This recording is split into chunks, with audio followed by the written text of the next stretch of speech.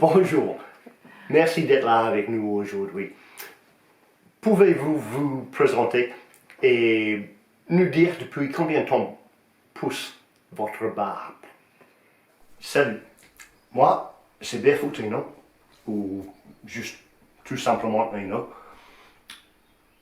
Je suis musicien, je suis australien, je suis aussi une légende dans mes propres histoires bien sûr, et j'habite en France.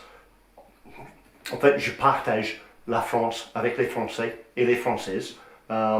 Et ça depuis si longtemps que pour faire pousser une barbe comme ça m'a pris que une dizaine de semaines. Si longtemps, c'est sûrement un signe de virilité légendaire. Bon, est-ce que vous pouvez nous raconter une histoire peu ou même quasiment inconnue de vous? Quand j'ai eu mes 5 ans, mes parents, ils ont organisé une grande fête pour moi, dans un petit village en Australie où on habitait.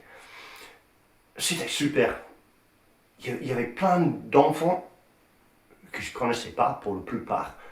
C'était des gosses, des amis de mes parents, quoi. Et on s'est bien régalé. Ce qui reste pourtant gravé dans ma mémoire de cette journée, c'est que c'était la première fois que j'ai goûté à la bière. D'une shot que mon papa il tenait dans sa main. C'est lui qui me l'a donné. Mais il m'a laissé boire plus que je n'aurais dû.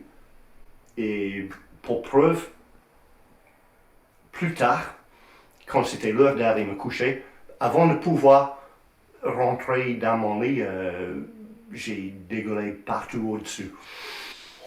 Oh, effectivement, j'ai jamais entendu parler de ça. Dans la musique, on entend parler des sidemen et des frontmen, des termes qui sont plutôt inconnus en France. Est-ce que vous pouvez nous expliquer la différence entre un sideman et un frontman? Oui, un sideman, en français, c'est un musicien accompagnateur. Un frontman, c'est le musicien qui mène, oui, qui est devant. Souvent, c'est le chanteur ou la chanteuse. On va l'appeler le chef. Là où va le chef, le sideman, il le suit. Si jamais le frontman se trompe, le sideman, il se trompe avec lui, de la même façon et au même moment, un demi-seconde près, pour que le public ne se rende compte de rien.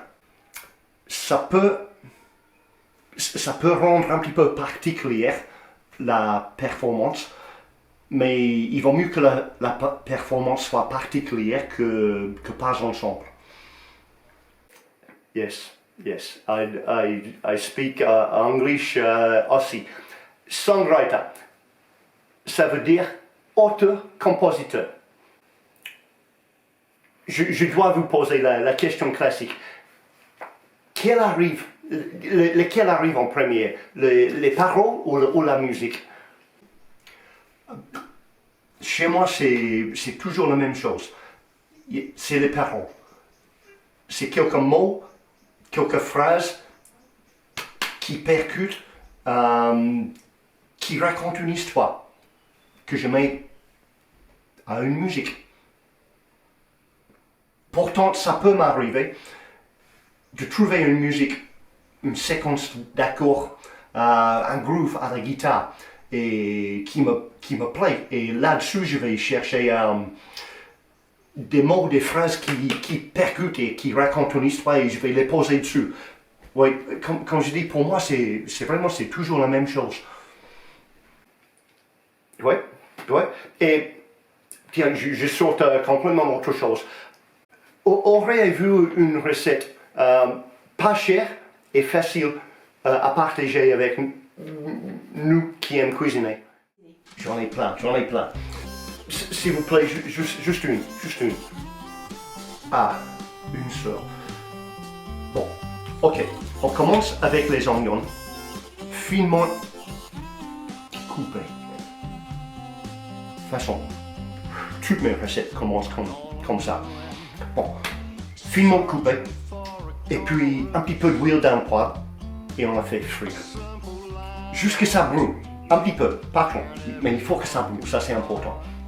Et à ce moment-là, on rajoute un petit peu de liquide. Moi je conseille du vin blanc ou de la bière, parce que comme ça on peut boire un canon en même temps. Et puis, on baisse le feu, on le recouvre et on laisse mijoter jusque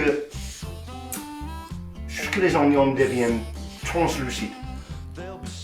Alors, à ce moment-là, on rajoute une carotte grossement râpée et un petit peu de céleri. Pourquoi pas? C'est bon avec du céleri. Allez, si tu veux rajouter des champignons, tu peux.